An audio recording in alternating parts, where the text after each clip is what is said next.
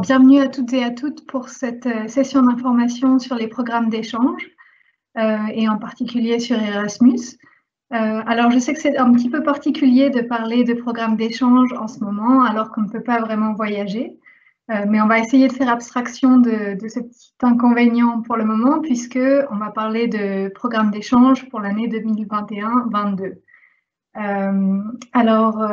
Je vous invite à poser des questions régulièrement. On va faire des petites pauses pendant la session d'information et j'essaierai de répondre à toutes vos questions.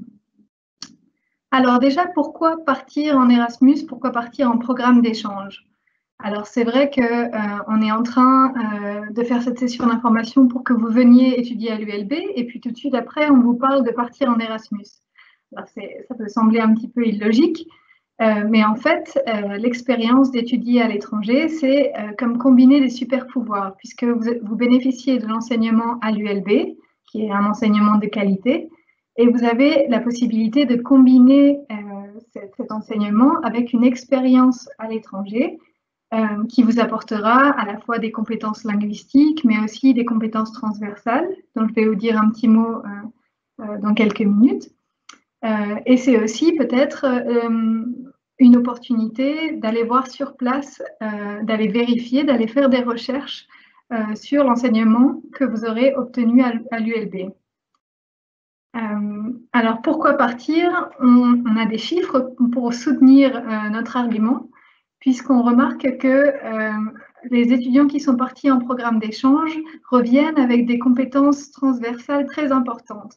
La curiosité, alors c'est un petit peu biaisé puisque si vous partez en programme d'échange, normalement vous êtes déjà curieux, mais on remarque aussi que les étudiants de retour de programme d'échange savent mieux résoudre des problèmes, se font plus confiance, sont plus tolérants. Et tout ça, ce sont des compétences que les employeurs recherchent. On remarque aussi que 64% des employeurs pensent que l'expérience internationale représente une valeur importante pour le recrutement. Et enfin, je ne sais pas si ça peut en convaincre certains, mais 27% des anciens étudiants Erasmus ont rencontré leur futur conjoint pendant leur séjour à l'étranger. Alors, ça peut être l'argument qui achève de vous convaincre. Alors, c'est évidemment une valeur ajoutée sur votre curriculum, mais pas seulement. C'est aussi, comme je disais, des compétences que vous aurez avec vous pendant toute votre vie. Alors, je vais continuer. Est-ce que vous avez des questions jusqu'à présent? Est-ce qu'on a des petites questions? J'essaye de regarder. Ça concerne aussi les doctorats à l'étranger. Oui, vous avez la possibilité de partir aussi à l'étranger pendant votre doctorat, mais ce sera plutôt des stages alors. On parlera plutôt de stages. Voilà. Alors, je vais continuer puisque maintenant vous êtes tout à fait convaincus. Vous voulez partir et vous vous demandez alors je pars quand? Alors, malheureusement, il n'y a pas de réponse très précise à cette question puisque je m'adresse à une cohorte de futurs étudiants à l'ULB ou d'étudiants à l'ULB assez différentes et que la période de mobilité, la fenêtre de mobilité dépend fortement de la faculté dans laquelle vous allez étudier. Alors, juste pour vous donner quelques exemples, voilà. Alors, si vous êtes par exemple en sciences politiques, vous avez l'opportunité de partir soit au BA3, en BA3, donc au premier ou au deuxième quadrimestre, ou bien en MA2 au premier quadrimestre. Et à la fois, vous pouvez partir un quadrimestre ou une année académique entière. Je ne vais pas les faire tous, mais pour vous donner un petit peu l'idée, vous ne pouvez partir qu'à partir du BA3. Vous êtes en session d'information pour les masters, donc a priori, vous êtes déjà plus concerné par le BA3. Mais donc, vous voyez qu'il y a certaines facultés qui laissent une large fenêtre de mobilité qui vous permettent de partir soit en MA1, soit en MA2 et au premier comme au deuxième quadrimestre. Et puis, il y a des facultés qui vous restreignent un petit peu en termes de fenêtres de mobilité possibles, soit parce qu'il y a des enseignements obligatoires au sein de votre master, soit parce que vous avez des stages à faire et que donc ils sont obligés de restreindre cette fenêtre de mobilité. Elle varie aussi, donc je vous invite à ne pas prendre les informations qui sont écrites ici comme argent comptant, mais plutôt d'aller vérifier avec les facultés qui vous intéressent, sur leur site, normalement, il y a toujours un petit encart international où vous allez avoir plus d'informations plus précises sur les fenêtres de mobilité qui sont possibles au sein de cette faculté. On voit par exemple qu'en droit, ici, vous allez pouvoir partir au premier quadrimestre du MA2 uniquement. OK? Donc, puisque vous êtes en train de vous renseigner pour des masters, c'est le bon moment de se renseigner aussi sur les fenêtres de mobilité si vous envisagez de partir en mobilité pendant votre master. Parce que si vous ne pouvez partir qu'au premier quadri du MA2, il faut vous renseigner dès maintenant. Okay? Donc, par exemple, on voit qu'en école de traduction et interprétation, la mobilité n'est possible qu'en BA3 au deuxième quadri. Donc, si vous arrivez en master, a priori, il n'y a pas de fenêtre de mobilité en école de traduction et interprétation au niveau master. OK? Donc, je passe vite sur la dernière partie du tableau. Alors, on a posé la question des doctorants. Les doctorants peuvent partir a priori quand ils veulent via les stages Erasmus, donc les stages Erasmus qui ne sont que dans la zone Erasmus, dont je vais vous dire un mot tout à l'heure. Et ce sont des stages qui doivent durer minimum 2 mois et jusqu'à 1 an. Et donc, vous pouvez, par exemple, aller effectuer une partie de votre recherche de doctorat à l'étranger. Sous certaines conditions, il faut avoir une convention de stage et donc avoir un contrat de stage avec une université partenaire, mais aussi ça peut être dans un autre organisme, une entreprise, etc. OK? Alors, quand est-ce que ça se passe? Quand est-ce qu'on prépare une mobilité? Alors, une mobilité, ça se prépare toujours l'année précédant le départ. Donc, si vous êtes maintenant en MA1, vous allez rentrer en MA1, vous ne pourrez partir qu'en MA2. Si vous êtes en BA3, si vous rentrez maintenant en BA3, vous allez préparer votre mobilité pour le MA1. OK? Et pour le doctorat, ce sera soit l'année suivante. Pour un stage, vous pouvez vous y prendre un petit peu plus tard. Mais donc, vous allez candidater l'année précédant votre départ. Alors, il faut également faire attention aux conditions. Elles varient selon les facultés. Donc, certaines facultés, pour vous sélectionner pour une certaine destination, vont vous demander un certain niveau de langue. D'autres vont vous dire, si vous avez une seconde session, alors vous ne partirez pas en programme d'échange. Il y a aussi une restriction selon le nombre de places, mais sachez qu'à l'ULB, on utilise à peu près chaque année seulement 25% des places que nous avons disponibles pour toutes les destinations que nous avons. Donc, vous avez un large choix de destinations qui varie un petit peu selon les facultés, mais vraiment, normalement, si vous voulez partir, peut-être vous ne partirez pas dans votre premier choix, mais vous pouvez toujours partir faire une expérience à l'étranger. L'autre chose à laquelle il faut faire attention, et ça ne dépend pas des facultés, c'est que pour partir en MA1, par exemple, il faut avoir validé 180 crédits. OK? Et si vous voulez, oui, c'est ça. Si vous voulez partir en MA1 ou en MA2, il faut avoir validé tous vos crédits de B1. Vous ne pouvez pas partir en programme d'échange s'il vous reste ce qu'on appelle des casseroles de BA. OK? Donc, c'est encore une incitation supplémentaire à bien réussir vos examens de BA si vous voulez partir en MA. Je ne vais pas vous mettre la pression, mais comme ça. Alors, avant de voir là où vous pouvez partir, je voudrais regarder si on fait une petite pause et voir si vous avez des questions. Alors, y a-t-il des destinations hors Europe pour le master en criminologie? Il me semble que oui.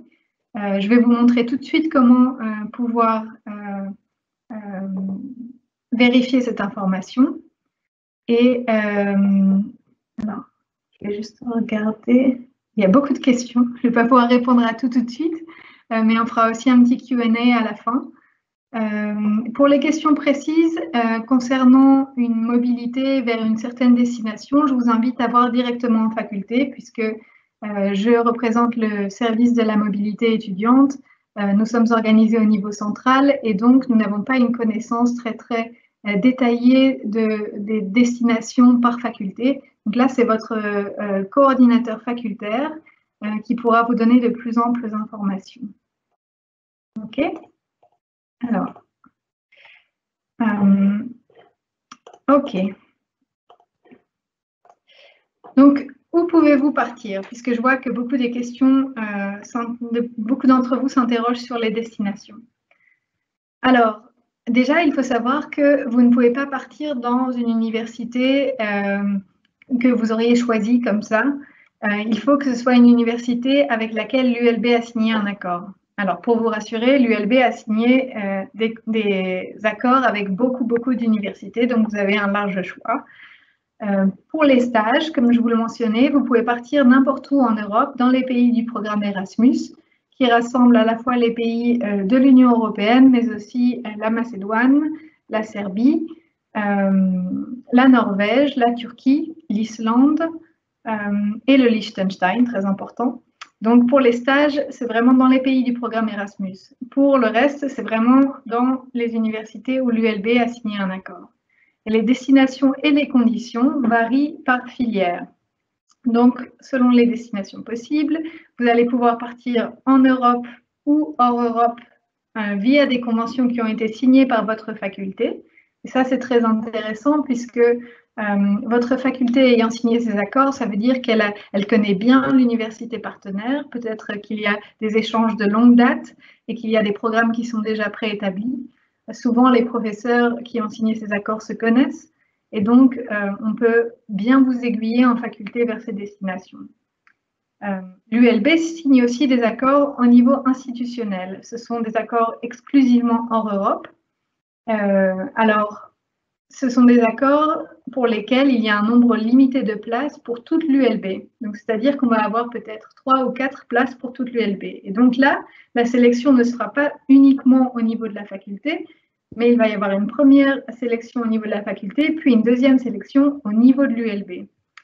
Donc, il faut savoir que pour ces destinations au sein de conventions qu'on appelle toutes disciplines, qui sont valables pour toute l'ULB, il va y avoir un niveau de sélection peut-être un petit peu plus élevé, mais ça ne doit pas vous décourager de postuler pour ces destinations. On a tous les ans des étudiants qui postulent et qui obtiennent ces destinations en premier choix.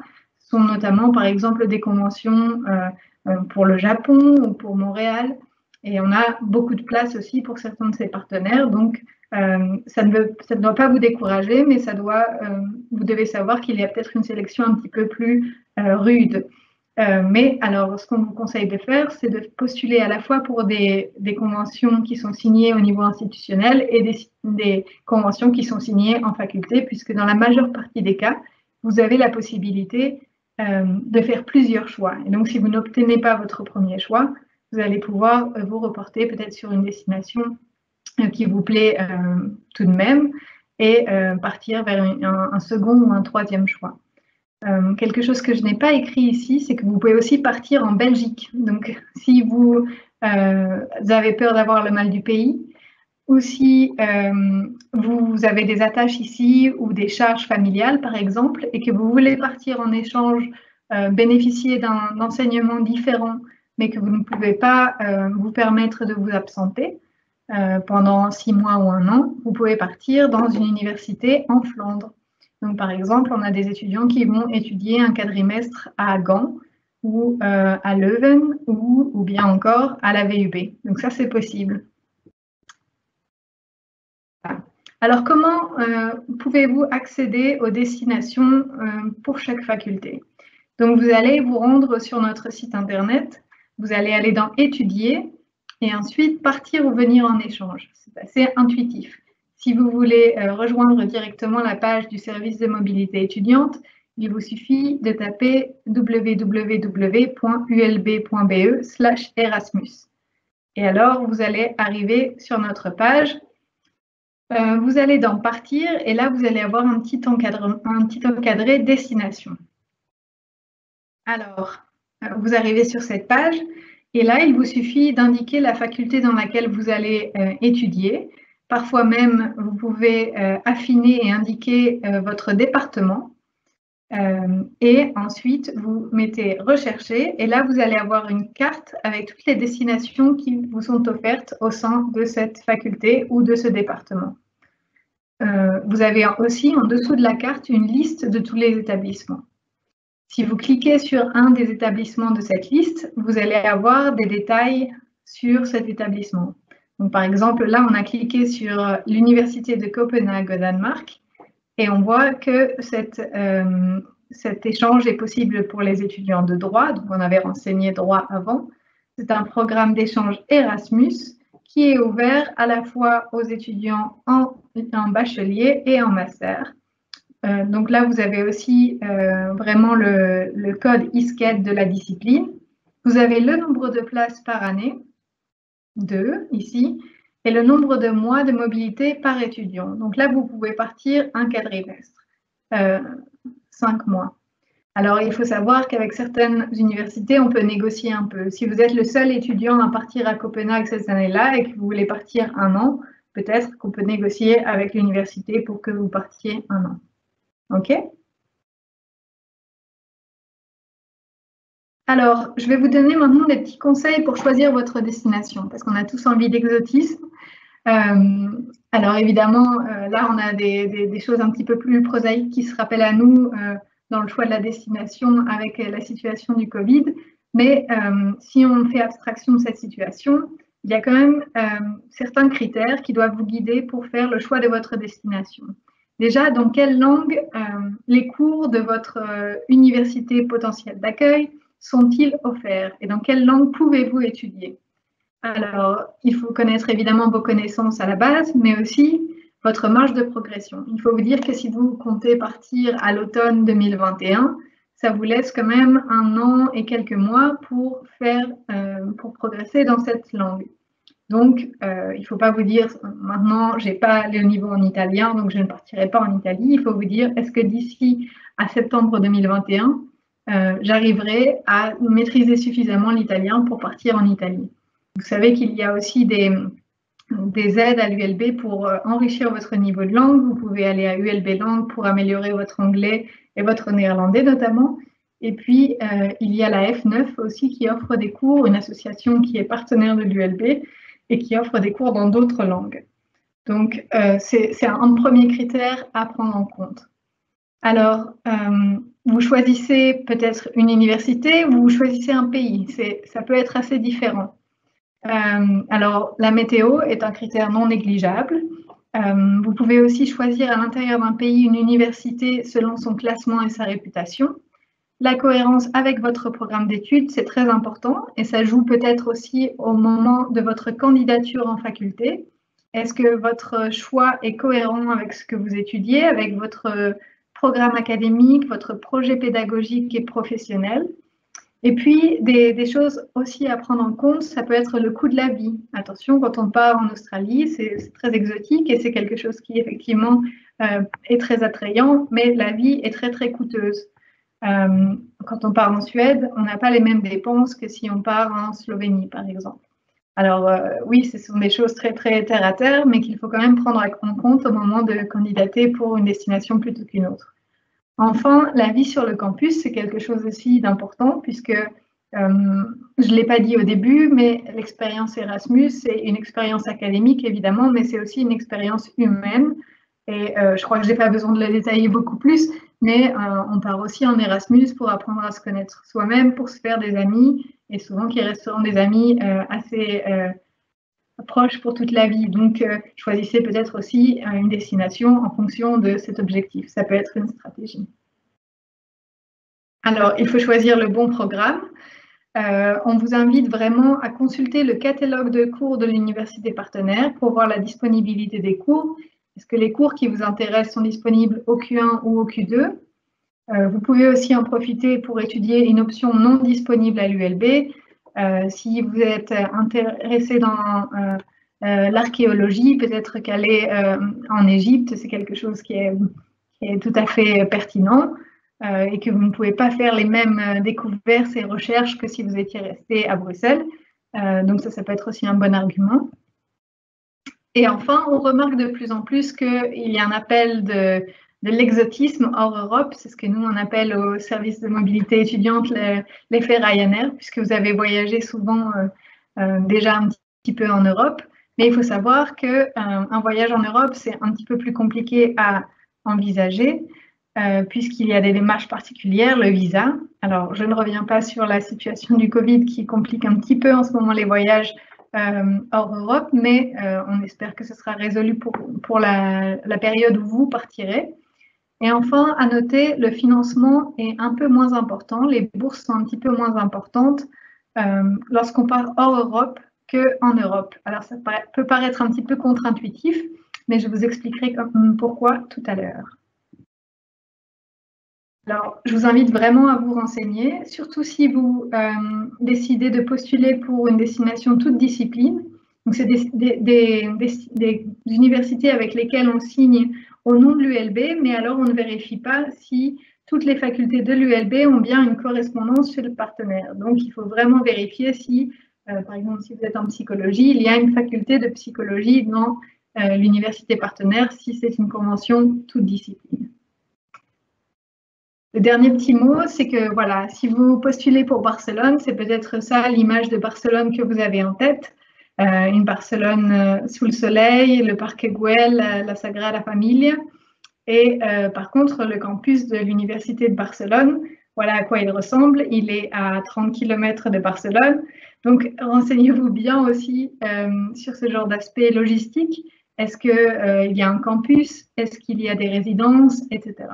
Donc, c'est vraiment un tout. C'est la cohérence avec le programme académique, votre projet professionnel, la vie, la météo, des aspects plus prosaïques et logistiques comme le coût de la vie, etc., qui doivent vous guider vers la bonne destination.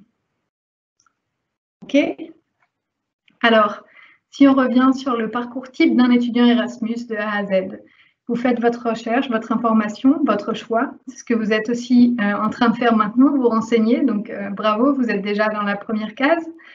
Ensuite, vous allez faire votre candidature et un premier choix de cours. Parfois, effectivement, vos professeurs et coordinateurs académiques vont vous demander, pour peut-être mieux appuyer votre candidature, de déjà déposer un programme. Voilà, si vous allez à Berlin, comme vous en avez l'intention dans votre lettre de candidature, quels sont les cours que vous aimeriez, que vous avez l'intention d'étudier?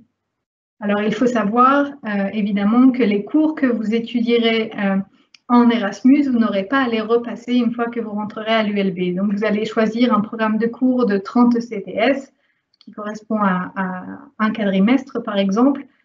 Et cette charge de travail, évidemment, elle ne vient pas en plus de ce que vous devez étudier à l'ULB. L'idée, c'est qu'un quadrimestre à l'étranger remplace un quadrimestre à l'ULB.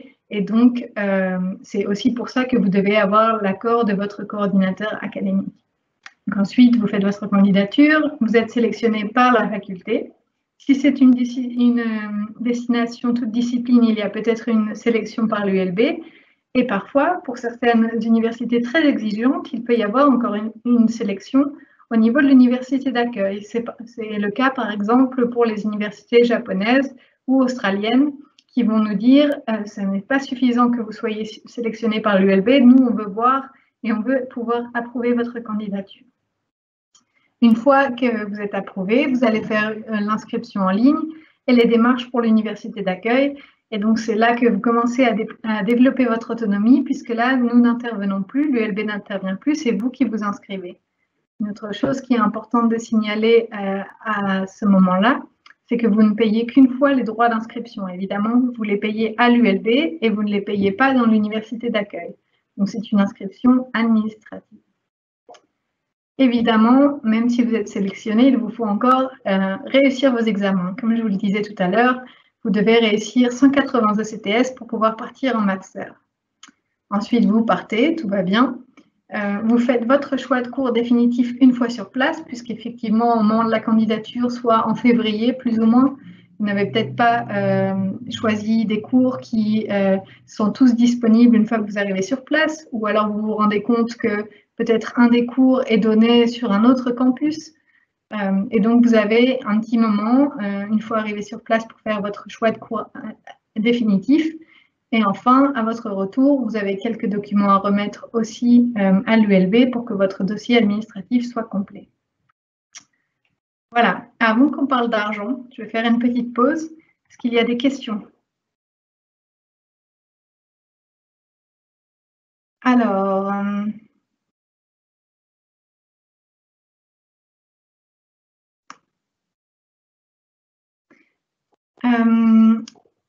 parmi les questions, je vois qu'il y a des questions sur la nationalité, par exemple. Alors, sachez que vous pouvez partir, que vous soyez belge étudiant à l'ULB ou non. Donc, si vous êtes français étudiant à l'ULB ou vénézuélien étudiant à l'ULB ou chinois étudiant à l'ULB, ça ne change rien. Vous êtes éligible tout de même pour des bourses de mobilité pour la destination. Donc, ça ne change rien. À quel moment évalue-t-on vos casseroles? Alors ça, c'est la faculté qui décide, mais c'est souvent au moment de la candidature. Donc là, vous allez, si vous êtes en BA3 à la rentrée, vous allez déposer un dossier en décembre ou en février de cette année. Et donc, c'est à ce moment-là qu'on verra que votre faculté fera une décision, mais ce sera basé aussi, revu sur vos examens de la session de juin et éventuellement de septembre. Il y a des facultés qui ne vous autorisent pas à présenter une deuxième session, simplement parce que la rentrée chez le partenaire a lieu déjà avant la deuxième session. Donc, si vous voulez partir, par exemple, dans les pays d'Amérique du Sud, où les cours commencent en août, vous ne pouvez pas avoir de deuxième session. Les crédits résiduels doivent être validés donc au moment du départ, mais vous devez déjà avoir un dossier solide au moment de la remise du dossier. Voilà. Ok. On va parler maintenant d'un autre sujet qui est intéressant.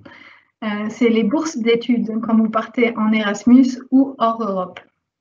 Alors, on dit souvent, je me permets une petite parenthèse, on dit souvent je pars en Erasmus même quand on part au Canada. Non, Erasmus, c'est le programme européen et donc qui reprend les pays de l'Union européenne plus les quelques pays que j'ai mentionnés. Mais c'est un abus de langage qu'on utilise aussi au service de la mobilité étudiante. Et donc, on dit partir en Erasmus même quand on part hors Europe. Mais si vous dites ça au Canada, ils vont vous dire mais on ne fait pas Erasmus. Donc, c'est juste à garder en tête. Donc, partir en échange, c'est aussi une opportunité financière. Pourquoi? Comme je vous le disais tout à l'heure, le Minerval est payé une seule fois à l'ULB. Vous avez à l'ULB une bourse garantie d'échange puisque nous avons la chance d'avoir assez de bourses pour tout le monde pour l'instant. Et alors, pour anticiper certains coûts, on vous verse 70% du total estimé de votre bourse avant le départ. Donc, quand vous signez le contrat, quand vous êtes sûr de partir, on vous verse 70% du total de votre bourse, ce qui vous permet, par exemple, de payer le billet d'avion ou d'anticiper quelques mois de loyer. Alors, par contre, ne dépensez pas tout d'un coup parce que ce n'est pas ce que vous allez avoir tous les mois, c'est vraiment 70% du total. Le solde est versé en fin de séjour. Alors, qui peut bénéficier d'une bourse? Pour Erasmus, vous avez maximum 12 mois par cycle. Donc, si certains d'entre vous qui écoutent aujourd'hui sont déjà partis en Erasmus en BA et veulent repartir en M1, c'est tout à fait possible puisque vous pouvez bénéficier de 12 mois par cycle. En revanche, hors Europe, les bourses FAME, qui sont versées par la Fédération Wallonie-Bruxelles, obéissent à une logique différente. Et donc là, vous avez maximum une seule bourse pour toute votre scolarité. Pareil pour les bourses Erasmus Belgica, donc si vous partez en Flandre, les bourses sont moins élevées de toute façon, mais c'est maximum une seule bourse pour toutes vos études. Alors maintenant, venons-en au montant de ces bourses. Alors vous verrez que dans la plupart des cas, on fait une différence entre les allocataires des bourses sur critères sociaux de la Fédération Wallonie-Bruxelles, qu'on appelle ici dans le tableau des allocataires, et les non-allocataires, c'est-à-dire ceux qui ne bénéficient pas déjà en étudiant à Bruxelles d'une bourse sur critères sociaux. Donc pour les destinations Erasmus en Europe, vous allez avoir une bourse de 320 à 420 euros par mois pour les non-allocataires et 420 à 520 euros par mois pour les allocataires. Ça dépend de la destination. Je vais vous montrer ça tout de suite. Je vais vous montrer ça d'ailleurs tout de suite. Donc, vous allez voir que si vous partez dans un pays du groupe 3, qui sont les pays où le coût de la vie est moins cher, vous allez avoir une bourse de 320 euros par mois. Si vous partez dans un pays de la zone orange, vous allez avoir une bourse de 420 euros par mois. Et si vous partez dans un pays de la zone rouge, vous allez avoir une bourse plutôt de 520 euros par mois. Alors, il y a un gros point d'interrogation sur le Royaume-Uni. A priori, il ne fera plus partie de la zone Erasmus en 2021-22, soit quand vous allez pouvoir partir vous, mais ça reste à voir. Donc, s'il faisait encore partie du programme Erasmus, alors ce serait un pays de la zone rouge. Je reviens sur le montant des bourses. Si vous partez en Belgique, évidemment, le forfait est la bourse est moins élevée. Vous avez un forfait incitant de 100 € versé une seule fois. Et si vous avez besoin d'un logement, c'est-à-dire que si vous partez à l'autre bout de la Belgique, vous allez avoir en plus 100 € par mois. Les bourses pour partir en Suisse sont versées directement par la Suisse et sont d'un montant de plus ou moins 390 € par mois. Pour les bourses hors Europe, là, ça fonctionne différemment. Vous allez avoir un forfait kilométrique. Donc, si vous partez, par exemple, au Maroc, ce sera plutôt 90 €. Si vous partez au Canada ou en Australie, plutôt 550 €. Donc, ça dépend de la distance de l'université avec l'ULB. Et ensuite, vous allez avoir pour les non-allocataires 320 € par mois et pour les allocataires de la Fédération Wallonie-Bruxelles, 520 € par mois. Donc les bourses ont été fortement revalorisées pour cette année. Donc, on parle de 2020-21. On n'a pas encore les montants des bourses pour 21-22, mais en général, ça ne va qu'en augmentant. Mais sachez que jusqu'à l'année dernière, on parlait de 125 à 250 € par mois pour les bourses hors Europe. Donc, on a une forte augmentation ici. Et enfin, si vous décidez de partir faire un stage, donc faire un stage, c'est minimum 2 mois dans l'Union européenne, vous bénéficiez d'une bourse Erasmus de 420 à 520 € par mois, selon si vous êtes allocataire ou non. Et je rappelle cette opportunité du stage, puisqu'on n'utilise pas encore assez souvent à l'ULB. Et si vous n'avez pas la possibilité, quand je vous ai montré les fenêtres de mobilité, que vous étiez déçus parce que votre fenêtre de mobilité était déjà passée, vous pouvez toujours partir faire un stage Erasmus. Ça peut être un stage encadré ou volontaire de minimum 2 mois, par contre. Donc, il faut se libérer minimum 2 mois. Et vous pouvez partir dans toute l'Union européenne, dans une université, mais aussi dans une entreprise, un consulat. Ça peut vraiment être des pouvoirs publics, une ONG, etc. Donc, n'hésitez pas à prendre cette opportunité. Et pour les stages, vous pouvez candidater jusqu'à 1 mois ou 2 mois, avant le départ. Donc, il faut juste avoir déjà une convention de stage signée et ensuite vous envoyez un email au SME. On va parler de ça. Je regarde encore s'il y a des petites questions.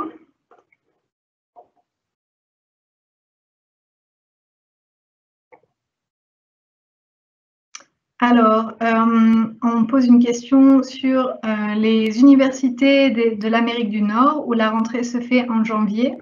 Alors, dans ces cas-là, soit vous partez toute l'année, c'est-à-dire que vous partez dès le mois d'août en général et jusqu'au mois de mai, soit vous ne partez qu'au premier quadrimestre, de manière à pouvoir faire votre rentrée au Q2 à l'ULB.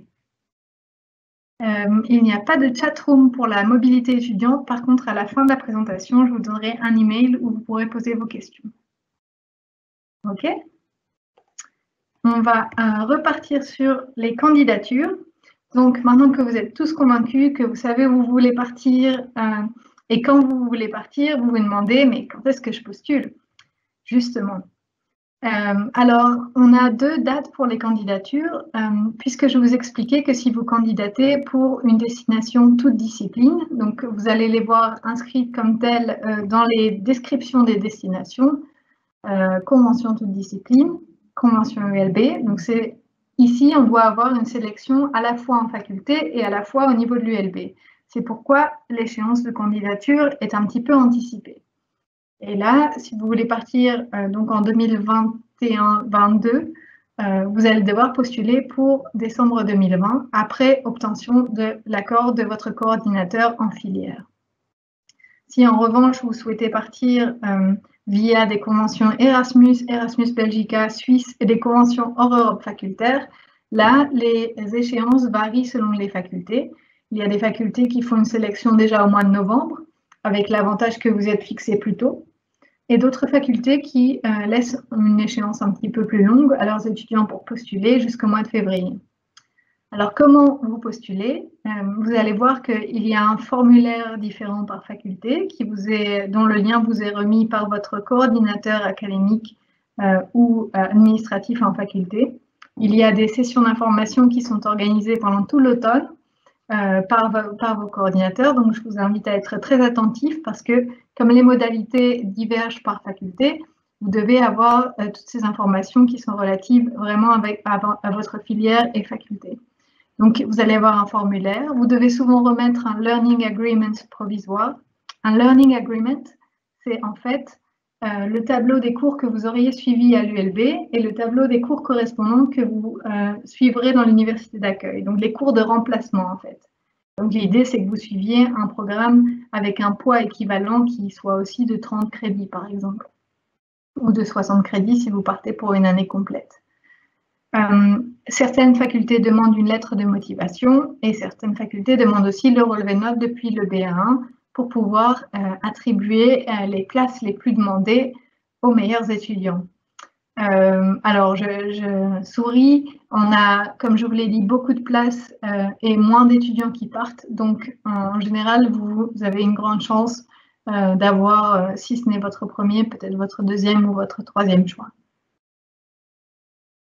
Voilà, j'arrive plus ou moins au bout de ma présentation. Je vais regarder si vous aviez d'autres questions. Alors, pour les stages à l'étranger, y a-t-il des critères de réussite de crédit obligatoires? Alors, ça dépend si c'est un stage volontaire ou non, puisque si c'est un stage dans le cadre de vos études, alors oui, votre stage est supervisé par un promoteur à l'ULB et un promoteur dans votre université d'accueil ou votre établissement d'accueil, un maître de stage en fait. Et donc, c'est votre maître de stage à l'étranger qui évaluera si vous avez oui ou non réussi votre stage sur des critères qui sont aussi établis avec votre promoteur ULB. Par exemple, vous avez peut-être une défense de rapport de stage à présenter lorsque vous revenez à l'ULB. Si c'est un stage volontaire, par contre, normalement, vous n'avez pas de crédit associé. Alors, est-ce qu'il est possible de faire un stage en master dans les pays hors Europe? C'est tout à fait possible, mais malheureusement, nous n'avons pas de bourse pour ces stages. Donc, vous pouvez faire un stage hors Europe, mais alors, vous n'allez pas avoir de bourse FAME.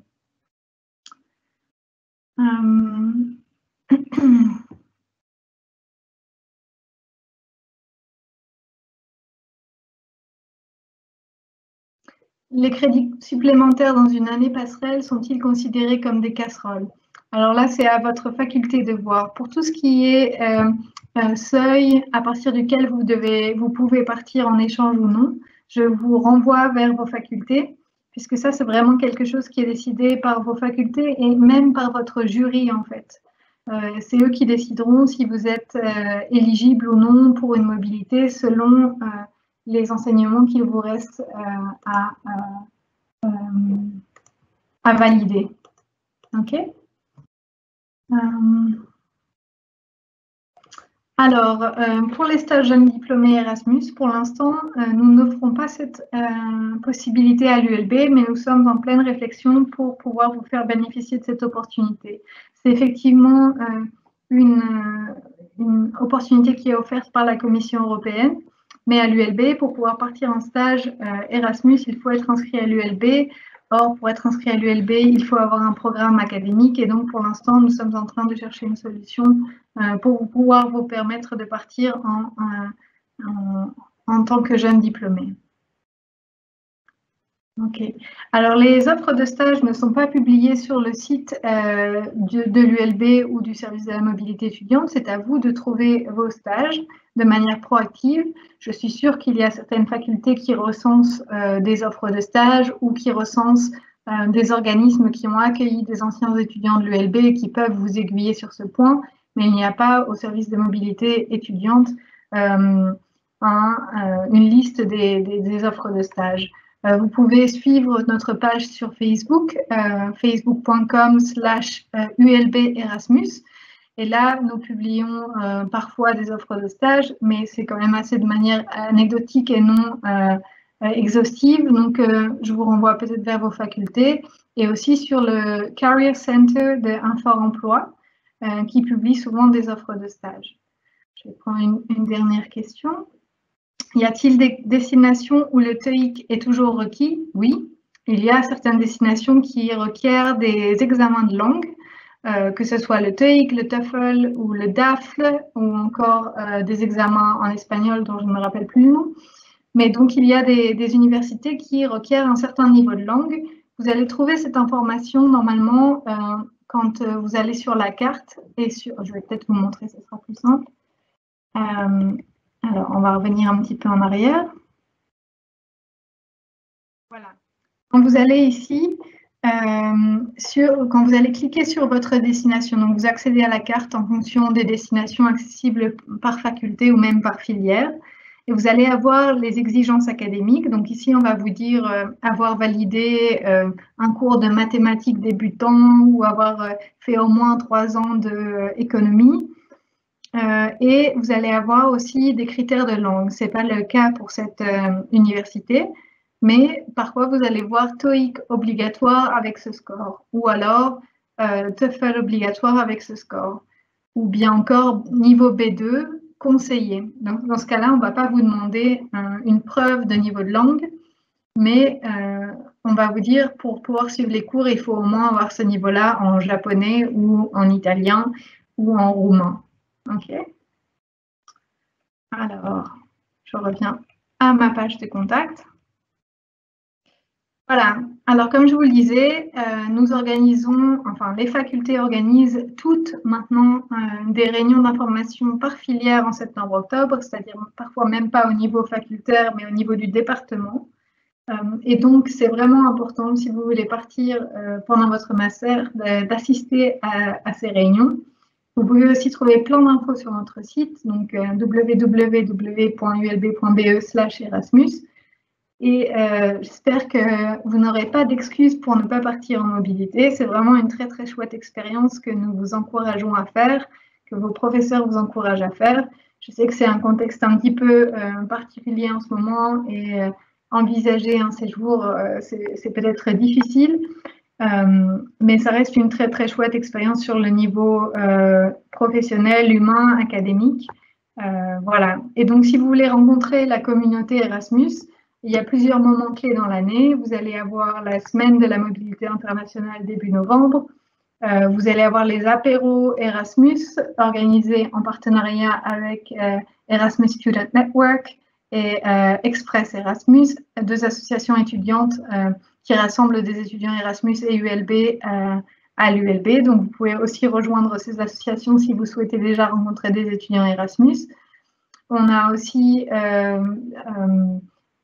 des petits déjeuners Erasmus qui sont organisés au début de chaque quadrimestre quand on accueille de nouveaux étudiants incoming.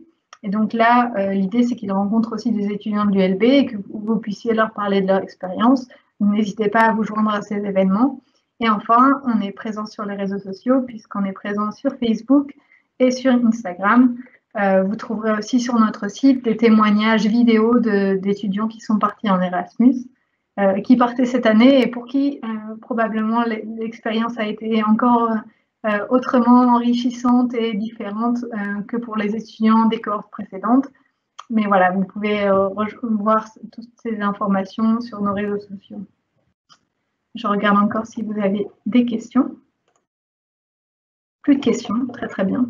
Voilà, je vous remercie beaucoup pour votre attention. Restons en contact via les réseaux sociaux et via l'adresse que je vous ai indiquée, mobilité@ulb.be. Et je vous remercie beaucoup pour votre attention et votre écoute. Et je vous dis, j'espère, à bientôt. Voilà, au revoir.